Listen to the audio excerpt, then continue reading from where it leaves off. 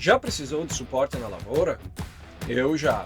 E nessa hora foi muito importante ter o Conecta no meu Auto Propelito. O Conecta é um serviço de acesso remoto exclusivo da Stara, que coloca você em contato direto com a fábrica. O técnico visualiza as informações do topper, acessa a máquina à distância e me ajuda em várias situações, como nas calibrações. É rápido e simples. Então você já sabe. Se precisar, Conecta. O pós-venda ágil e sem custo direto na sua cabine.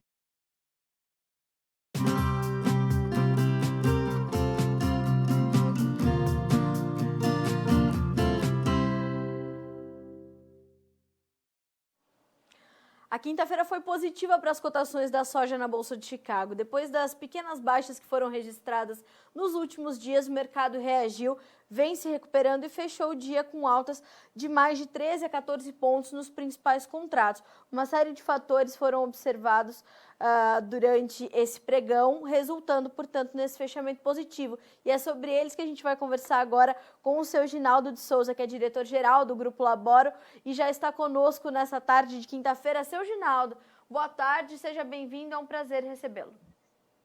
Boa tarde, Carla, é um prazer falar com você, com os seus ouvintes, os amigos. Vamos lá, aqui estamos. Hoje foi um dia de reação positiva, muito bom.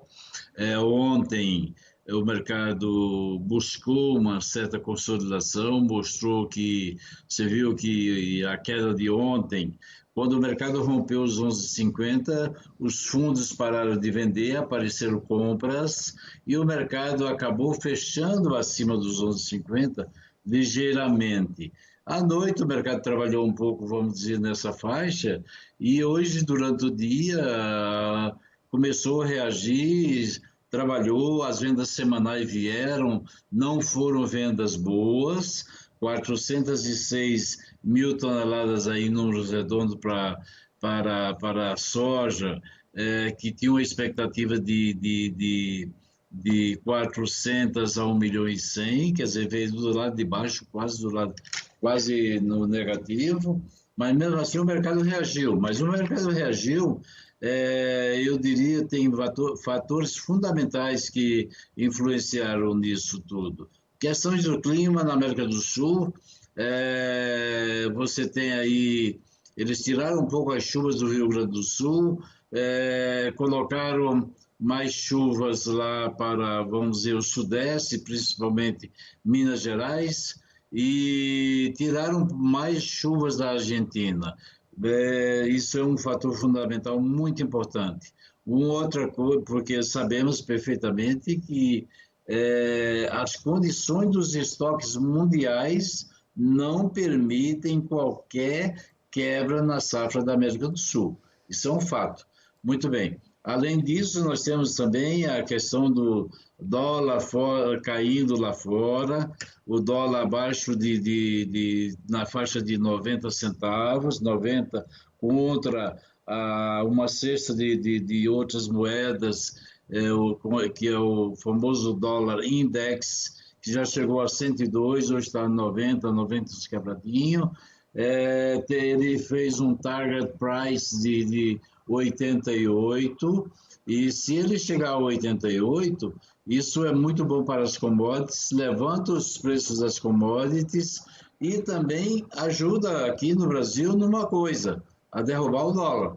O dólar poderia, inclusive aqui no Brasil, com o target price lá fora, a meta atingida dos 88, pode jogar esse dólar abaixo dos R$ 5, se não houver problemas políticos intervindo aqui, porque muitas vezes você tem o lado fundamental, o lado econômico positivo para que o dólar possa cair ou subir, dependendo das coisas, e às vezes tem o lado político negativo que aí deturba tudo. Então, esses foram os fatores principais. Você teve o suporte do mercado, os fundos voltando a comprar e teve, naturalmente, o apoio do clima e do dólar lá fora também, Carla. Certo. Bom, seu Ginaldo, vamos por partes, então. Vamos olhar primeiro para essa questão do dólar para a gente fechar esse comentário. Essa questão cambial, como é que fica isso, seu Ginaldo, para a nossa competitividade frente aos importadores da soja brasileira. Isso muda o cenário, essa baixa considerável, essa possibilidade da gente ter um dólar mais fraco ainda do que estamos vendo agora frente ao real? Não, cara, nós temos que ver o seguinte, o dólar estava, por incrível que pareça, aqueles R$ 6, 5,80, eram números exorbitantes, o dólar está se ajustando, voltando para casa dele. Nós não perdemos competitividade no sentido de que o dólar mais fraco, nós vamos receber menos reais, não vejo por aí. Eu acho que o que estava vendo aqui é que tudo estava exagerado. Chicago a $12 e o dólar a 5,50. Então, isso estava um pouco exagerado. Claro. Soja 175, 178, no interior 180, sei lá. Isso é exagero. Claro que tem aí a questão da demanda, e não tem oferta, mas hoje as indústrias elas já estão mais tranquilas, elas estão vamos dizer assim, com soja suficiente para abastecer e naturalmente voltar ao mercado depois com farelo, com óleo em janeiro. Então eu vejo que a coisa está mais calma. As ofertas estão começando a aparecer. Então, por isso que eu te diria que não perdemos a competitividade. Talvez perdemos, sim, o melhor momento de vender a soja. Mas, por enquanto... Tá. Seu Ginaldo, deixa eu entender uma situação. Qual é a nossa posição nesse momento frente aos importadores? Como é que a nossa soja, os preços da soja brasileira estão versus o preço da soja norte-americana nesse momento para a China, por exemplo, que é o nosso maior comprador? Vamos admitir... Sim, eu entendi, Carla, perfeitamente. Vamos admitir que você vai comprar soja aqui pagando um prêmio de 250, 280, 300, depende da posição. A soja nos Estados Unidos está 70. Tá certo. Vamos falar de prêmio. Então você tem 200, são $2 por bucho. 200 pontos? Sim. São $2, que vai dar 30 e poucos dólares por tonelada. Então, a nossa competitividade em relação aos Estados Unidos, eles estão muito mais competitivos do que nós brasileiros, na soja safra velha. Na soja safra nova, nós estamos mais ou menos even, estamos mais ou menos equilibrados. E esse é o cenário atual. Claro que daqui a pouco, chegamos em janeiro, as coisas vão se ajustando, a soja, o prêmio pode cair um pouco mais ou pode subir um pouco mais. Se subir, nós vamos ficar do lado não competitivo, mas isso não creio que o prêmio vai subir, porque as ofertas para a China vão começar a aparecer. Sim. Em janeiro tem pouca soja, fevereiro pode ter pouco, mas em março tem bastante soja. Nós já estamos em março com um bom percentual colhido, Carla. Era exatamente essa relação que eu queria entender, seu Ginaldo. Então, justamente por esses meses de início de 2021, a partir de fevereiro, março, aí a gente começa a ficar, portanto, mais equilibrado com o que a gente vê de preços para a soja americana agora, certo? Exatamente. É isso que o mercado espera e é isso a lógica e o comportamento que deveria ser. Certo. Seu Ginaldo, se a gente passa para essa questão climática, o senhor nos chama a atenção para essa mudança que os mapas atualizados há pouco, inclusive nessa quinta-feira, trouxeram. A gente tinha boas chuvas sendo previstas aí para regiões que precisavam bastante dessa umidade. A gente começa a ver uma mudança nesse cenário? Nós começamos a ver uma mudança, principalmente para o Rio Grande do Sul, que neste momento eu entendo que o Rio Grande do Sul está bem úmido, está tranquilo. Você fala com o pessoal de Passo Fundo, de outras regiões, a umidade do solo é excelente, então se ficar aí alguns dias não vai fazer diferença, mas os mapas indicam alguma mudança. E a Argentina, vamos dizer que já tinha-se previsão de tempo seco, está se confirmando. Os dois modelos, tanto o europeu como o americano, estão tirando as chuvas pelo prazo de 10 dias. Só que os modelos estão mudando diariamente. O Laninha está tendo uma repercussão, vamos dizer assim, bastante divergente, bastante diferente. Ele está, vamos dizer, na fase do... Todo mundo achava que o Laninha estava maduro, agora dezembro, acaba... Não parece isso. A ideia que a gente tem é que o Laninha vai continuar e isto pode influenciar. Então, qualquer coisa que se fale do tamanho da safra da América do Sul é muito cedo, porque se você disser que o Brasil, nós tínhamos uma previsão de 135, hoje é 133, 131, ou 128, de qualquer maneira continua sendo um safrão, mas nós só vamos saber disso quando?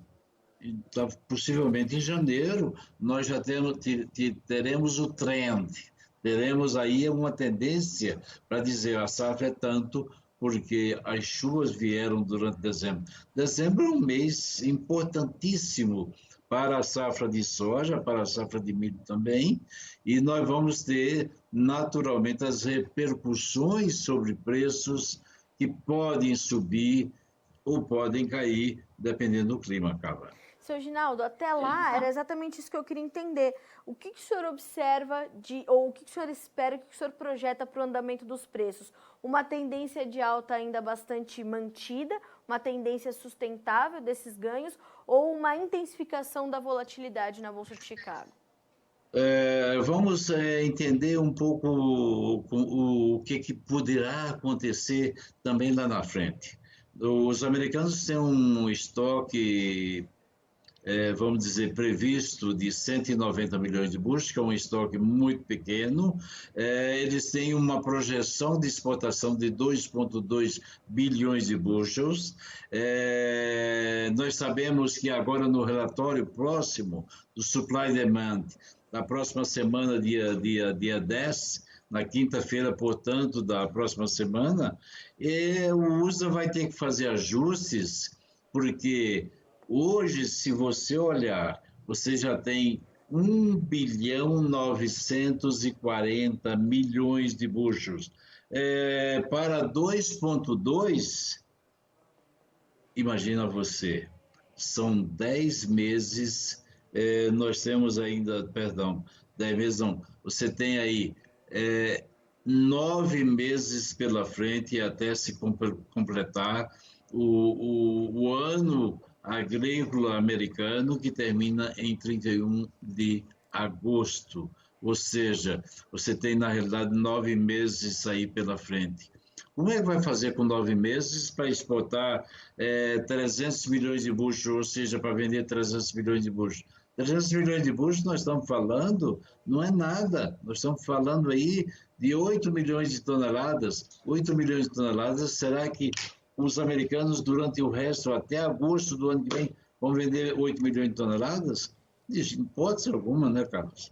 Em hipótese alguma. Então, nós temos aí um problema sério que pode acontecer no futuro. Então, eu acho que os preços em Chicago ainda nós não vimos o fundo do poço e podemos não ter visto ainda, Carla, o mercado fazendo as máximas. Sim. Aquele nível de $12 que o mercado testou romper por 5 vezes, esse nível ainda vai dar trabalho, porque se o clima ajudar, os fundos vão continuar comprando e ninguém vai ter coragem de enfrentar os fundos com o clima adverso aqui na América do Sul. Então, eu acho que a tendência de preços ainda é de alta. Hoje o mercado reverteu, de ontem para hoje reverteu. Se ele amanhã fechar em alta, mostra aí a força do mercado, a força dos fundos, e o mercado poderá fazer novas altas. Ele veio até aos 11,50, né, seu Ginaldo? Ontem, quando veio acumulando algumas pequenas baixas, testou trabalhar ali nos 11,50, um pouquinho abaixo disso, não se sustentou, voltou para os 11,50 e hoje voltou a subir. Essa é mais uma sinalização dessa força e dessa manutenção, dessa tendência positiva? É a força dos fundos, é a reversão dos mercados. O mercado, graficamente, quando ele rompeu os 11,50, ele ficou vulnerável, aí o mercado voltou e fechou acima dos 11,50. Depois daquela grande queda ontem de 20 centavos, o mercado recuperou e fechou com 9 centavos e Exato. fechou acima de 11,50. Com isto, o gráfico, a parte técnica, que muita gente analisa só fundamentos técnicos e não a parte fundamental, voltaram a dizer, olha, é de compra, o mercado é de compra, vamos comprar porque lá na frente temos o squeeze, um aperto dos estoques, e se vier o clima da América do Sul, aí o mercado vai embora. É isso que eu vejo, Carlos. Amanhã, se o mercado fechar em alta, é um belo do sinal de que o mercado reverteu com força total, Carlos. Seu Ginaldo, para ele furar os 12 dólares por bushel, se manter acima disso e testar nova resistência, do que ele precisa? De que combinação de fatores ele precisa? Ou de que novidade entre os fundamentos o mercado precisa para isso? Fundamentalmente, ele precisa que o clima seja adverso, que na América do Sul você tenha uma safra, vamos dizer, abaixo de 120 milhões de toneladas, né? 120 Aí, sim, milhões, seu Ginaldo? 120 milhões. Aí você teria, naturalmente, uma quebra de 10 a 15 milhões nas projeções, e aí, minha querida, se você somar que 80 milhões, pelo menos, o Brasil vai ter que exportar para a China, e mais 40 milhões de esmagamento, aí nós já viu, aí o mercado realmente vai puxar. Então, é essa a situação que eu vejo.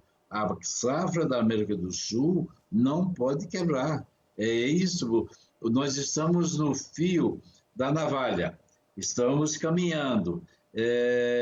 O mercado vai aqui, qualquer sinalzinho o mercado vai embora. Levanta voo, faz um take-off aí e vai embora. Seu Ginaldo, do outro lado, na outra ponta, na ponta da demanda dos compradores, como é que a China vai se comportar nesses próximos meses dentro da sua análise, seu Ginaldo? A China vai voltar a comprar para o Brasil. A China, este ano, já superou, Carla, 100 milhões de toneladas.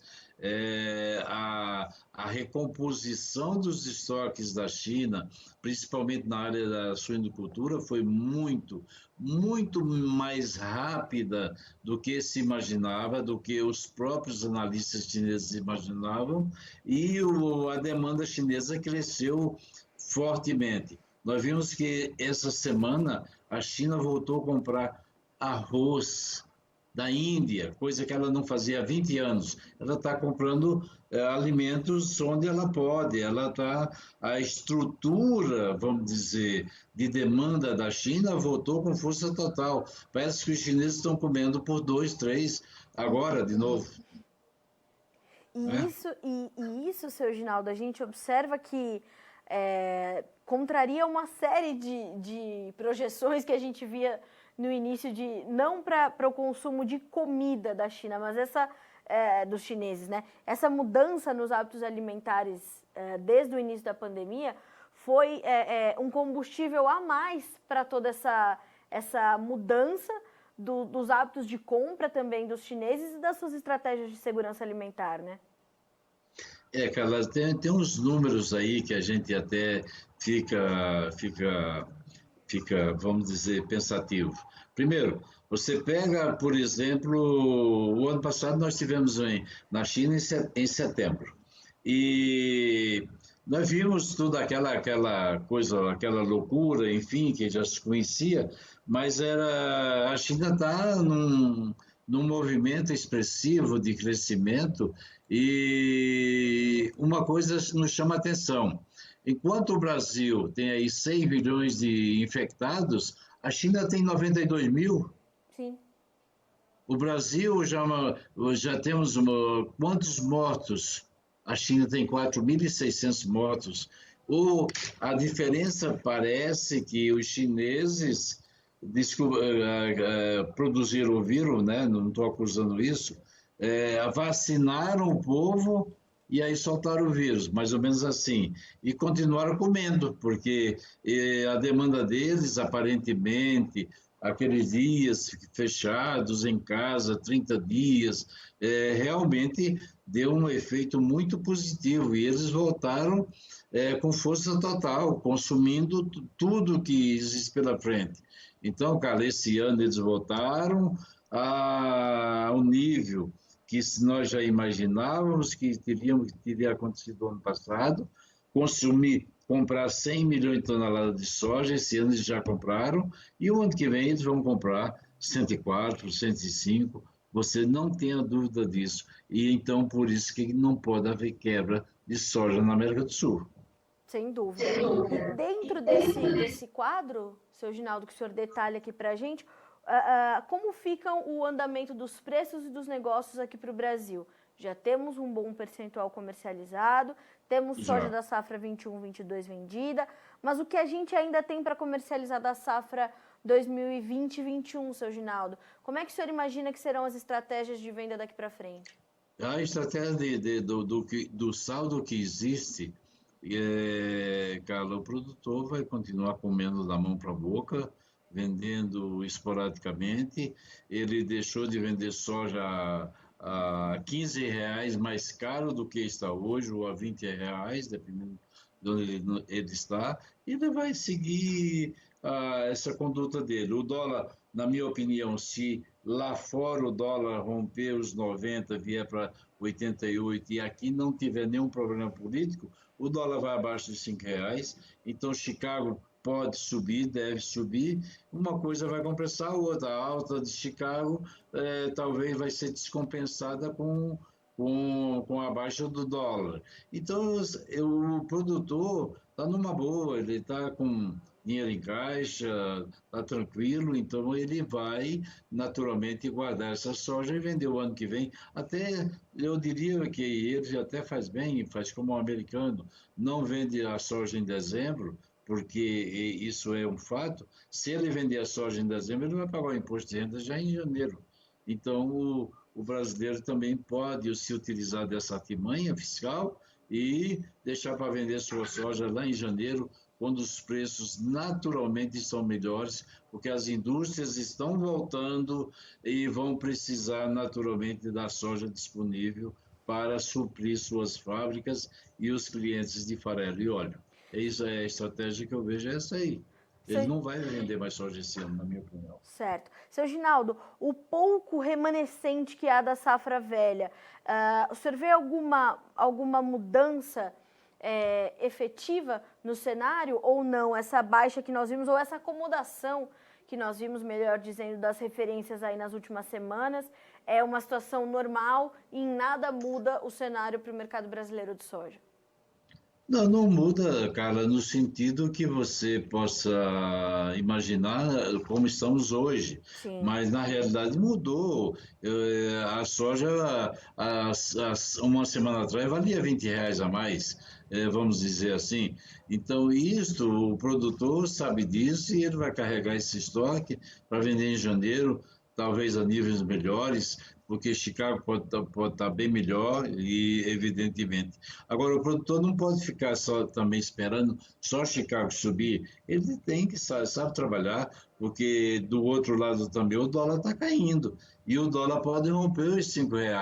Então, muitas vezes a soja volta para $12 e pode até romper os $12, mas o dólar abaixo de R$ 5 descompensa a alta de Chicago e ele acaba não tendo vantagem sobre isso. Então, eu acho que ele deve vender a soja dele em janeiro, fevereiro, e aproveitar os preços melhores, porque alta nesse mercado, se tiver que acontecer, você pode ter certeza, vai ser dezembro ou janeiro, eventualmente em fevereiro. Se até lá não fizermos alta, o mercado naturalmente vai sentir, porque se a safra brasileira amanhã ou depois aparecer que é um pouco menor, as altas já aconteceram. e o mercado volta a se estabilizar no ponto de baixa. Seu Ginaldo, como sempre, o senhor muito pontual nas suas análises, muito contundente nas suas projeções, muito bom sempre conversar com o senhor. Muito obrigada pela companhia para encerrarmos essa quinta-feira aqui no Mercado de Soja no Notícias Agrícolas. Agradeço e desejo um bom restinho de semana para o senhor, bom trabalho. Para você também, Carla, um abraço para todos os amigos, um abraço aos ouvintes e a todos vocês, sempre às ordens e fiquem com Deus. Obrigada, seu Ginaldo, que assim seja, amém. O senhor também, cuide-se. Obrigado, querida. Obrigada, seu Ginaldo. Seu Ginaldo de Souza, diretor-geral do Grupo Laboro, nos trazendo informações, portanto, do mercado nesta quinta-feira. Fechamento positivo e o mercado observando os fundos recomprando algumas posições.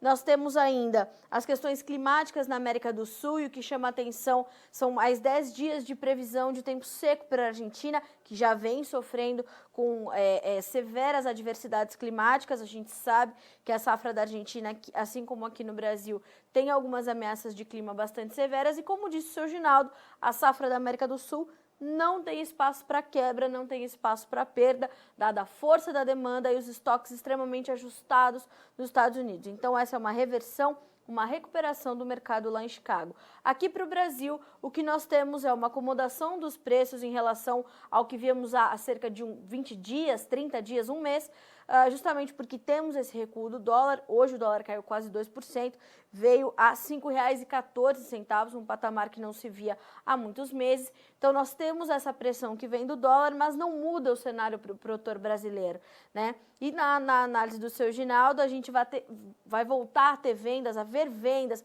efetivas somente no ano que vem, quando o produtor vai ter certeza do que ele vai colher, vai ter mais segurança da sua produção, já que ele já tem um bom percentual vendido. Então, poucas coisas mudam, os fundamentos permanecem aí positivos e, como disse o seu Ginaldo, o que a gente precisa para ver o mercado, testar novamente os 12 dólares, romper esse patamar e se manter acima disso, são continuidades de adversidades no clima aqui no Brasil e a demanda forte da China também bastante presente no mercado. Então, esses fatores vão ser sempre monitorados para a gente entender, portanto, para onde vão as cotações. Lembrando que daqui uma semana, exata uma semana, dia 10 de dezembro, o USDA, Departamento de Agricultura dos Estados Unidos, traz o seu novo boletim mensal de oferta e demanda e pode ajustar as suas projeções, principalmente para as exportações americanas de soja.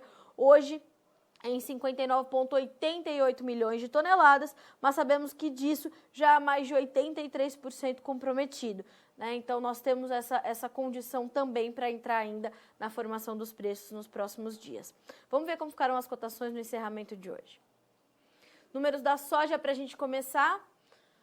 A gente vê o janeiro fechando com 11 dólares e 68 centos por bushel, uma alta de 15 pontos mais 25. O março, 11,70, subindo 15 pontos e meio. O julho, 11,65, 16 pontos de alta. E o agosto, 11 dólares e 44 centos por bushel, subindo 14 pontos mais 75. Se a gente olha para os preços do milho agora, a gente vê um fechamento também positivo. O dezembro, 4 dólares e 22. O março, 4,26. O maio, 4 dólares e 28. E o julho, 4 dólares e 29 centos por bushel, uma alta de pouco mais de 2 a 3 pontos nos principais contratos. A gente conclui com os números do trigo, que fecharam em campo negativo nessa quinta-feira. O dezembro, 5 dólares e 71, uma baixa de 6 pontos mais 25. Março, 5 dólares e 84, caindo 4 pontos. O maio, 5,87, mesmo valor para o julho, com perdas de 13,5 e 2,5 pontos, respectivamente. A gente fica por aqui com esse boletim, mas na sequência o Erickson Cunha assume a bancada para dar andamento à nossa programação para que você seja sempre o produtor rural mais bem informado do Brasil.